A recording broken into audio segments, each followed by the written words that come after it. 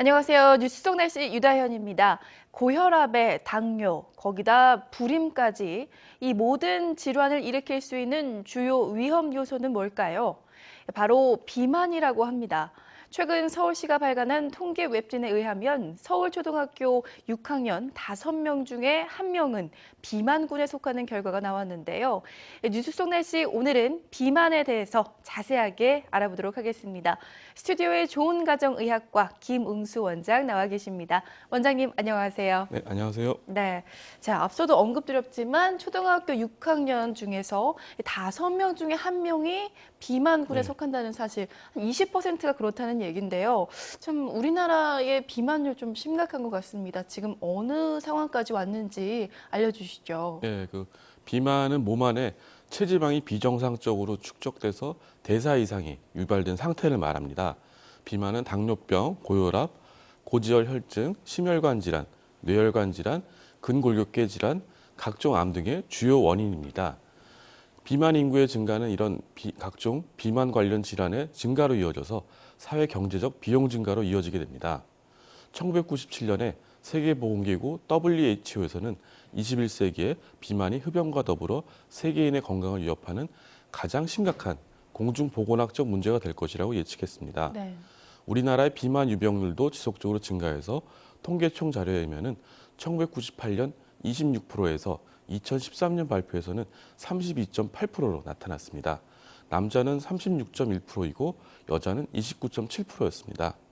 소득 수준의 영향은 성별에 따라서 달라서 남자는 소득 수준이 높을수록 또 여자는 소득 수준이 낮을수록 유병률이 높았습니다. 네. 비만의 원인이 개인의 습관만의 문제가 아니라 운동 부족이라든가 고열량 음식, 교통 발달 등 환경 요인이 크기 때문에 비만 인구는 꾸준히 늘어날 것으로 예상됩니다. 현재 고도비만 환자가 빠르게 늘고 있고 소아청소년 비만도 증가 추세에 있습니다. 네. 자, 요즘은 또 비만을 한 질환으로 보고도 있는데 비만이 우리 몸에 주는 영향 어느 정도인가요? 예, 건강보험 심사평가원 조사에 의하면은 합병증을 제외한 순수 비만 관련 의료비는 전체 3.7%에 불과합니다. 그렇지만 비만인 사람들은 각종 당뇨병, 심혈관 질환, 암, 관절염을 포함한 합병증으로 인해서 정상 체중인 사람들에 비해서 의료비를 36%더 지출하는 것으로 나타났습니다. 네. 비만은 다른 질병의 또 원인이 되는데요. 당뇨, 고혈압, 동맥경화증, 뇌졸중, 심혈관 질환, 관절염, 요통, 대장암, 담낭암, 간암, 췌장암 등이 해당됩니다. 또한 자신감 결여와 우울증, 대인관계 기피 등 정신과적 문제도 발생하게 됩니다. 비만 체중을 줄이게 되면 여러 가지 좋은 효과가 나타나는데요. 체중을 10% 줄일 경우에는 전체 사망률을 20% 감소시킬 수 있고 혈압이 10 정도 감소하게 됩니다. 또한 혈중 콜레스테롤도 15% 줄어들고요. 네. 또한 당뇨병이라든가 관절염의 약물 사용이 감소하게 됩니다. 네, 지금 여러 가지 질환들을 쭉 나열을 해주셨는데요. 예, 예. 그렇다면 비만이 이런 질환들과 구체적으로 어떻게 연결이 되어 있는 건가요? 예, 비만한 사람들 중에는 제2형 당뇨병이라든가 고지혈증, 고혈압, 복부비만 같은 다른 심혈관계 위험 요인이 동반 발생한다는 사실은 잘 알려져 있습니다. 더불어 뇌졸중 유병률이 증가하는 것으로 보고되고 있고요. 비만은 호흡기 증상의 위험을 높이는 것으로 알려져 있습니다. 특히 복부비만과 목 크기가 폐색성 수면 무호흡증과 관련되어 있습니다. 이것은 누운 자세에서 상기도가 좁아지기 때문이며 심한 경우에는 급사를 초래할 수도 있습니다. 네. 요통 위험의 증가가 비만, 특히 비만한 여성에서 관찰되는데요. 요통은 신체 활동량 저하를 초래해서 비만도를 증가시킬 수가 있습니다. 역으로 비만이 척추에 기계적인 부담을 일어서 요통의 위험을 증가시킬 수도 있습니다. 비만은 다낭성 난소증후군이라든가 불임, 월경 이상 등과 같은 부인과 질환과도 또 연관되어 있습니다. 네, 말씀해 주신 것 외에도 또 어떤 문제가 될 수 있는 것들 있을까요? 예, 아무래도 비만한 사람들은 종종 사회적인 차별과 불이익을 받게 되며 이러한 현상은 특히 여성과 어린이에서 흔합니다.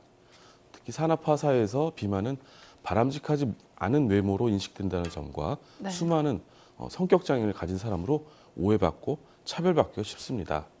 대규모 조사 결과를 분석해 보면은 비만한 아이들은 그렇지 못한 친구들에 비해서 최저 학력이 더 낮고 또 원하는 직장을 잘 못 얻는 경향이 있습니다. 또 비만한 젊은 여성은 비만하지 않은 젊은 여성이나 다른 건강상의 문제를 가진 여성들에 비해서 소득이 적은 경향이 있습니다. 또 요즘은 주스 다이어트라고 해서 씹는 걸 제외한 모든 것을 마시는 음료로 대신하는 다이어트도 예, 있다고 해요. 뭐 거기에 한약이나 또 양약에 섞인 이런 식욕 억제제를 많이들 드시는데 이런 것들은 또 다 괜찮은지도 예. 궁금하네요. 그 주스 다이어트는 일종의 그 칼로리 제한 다이어트라고 볼 수가 있는데요. 칼로리 제한 다이어트는 그 에너지 요구량보다 적은 열량을 섭취함으로써 체중 감량을 유도하는 그런 방법입니다. 여기에는 일일 섭취 열량을 800에서 1200kcal 섭취하는 저열량 식사요법과 800kcal 이하를 섭취하는 초저열량 식사요법이 있습니다. 네. 체중 감량 속도는 빠르지만 만족도가 떨어지고 영양소 섭취의 불균형과 대사 이상을 초래할 수가 있기 때문에 주의가 필요합니다. 장기적으로 봤을 때는 체중 감량 효과가 일시적이고 또 영양적으로는 불균형이 초래되기 때문에 건강을 해칠 수도 있습니다. 비만의 기본적인 치료법은 식사, 운동, 행동요법 등 비약물요법이며 약물요법은 이들의 보조치료법에 해당됩니다.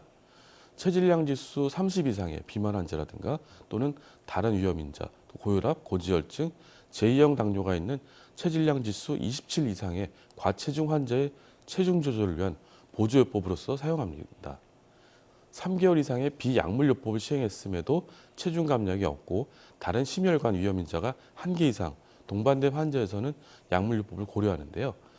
정기적으로 약물 부작용과 효과를 면밀히 검토해서 복용해야 합니다. 네. 최근에는 로카세린과 펜타민 토피라메이트 복합제제가 FDA로부터 비만 치료제로 승인을 받았습니다. 펜타민은 3개월 이상 장기 사용 권유되지 않습니다. 비만 치료제는 과다하게 남용하거나 함부로 자가 복용해서는 안 됩니다. 네. 평소에 이렇게 적정한 체중 그리고 건강한 신체 리듬을 유지하기 위해서 어떤 것들을 지키면 좋을까요? 예, 아무래도 비만 체중 조절을 위해서는 유산소 운동이 권장되며 네. 무릎 관절에 무리가 없는 저충격 운동이 좋습니다. 걷기라든가 산책, 자전거 타기, 고정식 자전거, 수영 등 저충격 운동을 하도록 해야 하면서 달리기라든가 점프, 줄넘기 같은 고충격 운동은 삼가하도록 합니다. 혼자 하는 경우라면 집에 고정식 자전거나 러닝머신을 마련하는 것이 좋고요. 또 걷기나 산책도 좋습니다. 운동을 처음 시작하는 경우라면 맨손 체조와 같은 준비 운동, 정리 운동을 포함해서 약 20분에 시작해서 2주 간격으로 10분씩 늘려서 약 1시간 정도로 유지할 수 있도록 합니다. 네. 운동은 일주일에 3회에서씩 해서 2주 간격으로 점차로 늘려서 5회 이상 하도록 합니다. 3회 미만일 경우는 체중 감소에 효과가 적기 때문에 가급적이면 매일 운동을 하는 것이 좋습니다. 네. 매일 섭취하는 음식의 종류라든가 양을 기록하는 식사 일기를 작성하는 것도 좋은 방법인데요. 식사 패턴을 명확하게 알 수 있어서 좋은 자료가 되고요. 또 식사 습관을 변화시키는데 중요한 역할을 하게 됩니다. 네. 당뇨병 식사요법에서 이용하는 식품 교환표를 참고해서 균형 잡힌 식사를 하고 여러 가지 식품을 골고루 섭취해야 합니다. 네, 잘 알겠습니다. 오늘 말씀 고맙습니다. 앞서 전해드린 대로 비만은 다양한 합병증 유발을 비롯해 사회적 불안 장애까지 가져오는 무서운 질환입니다.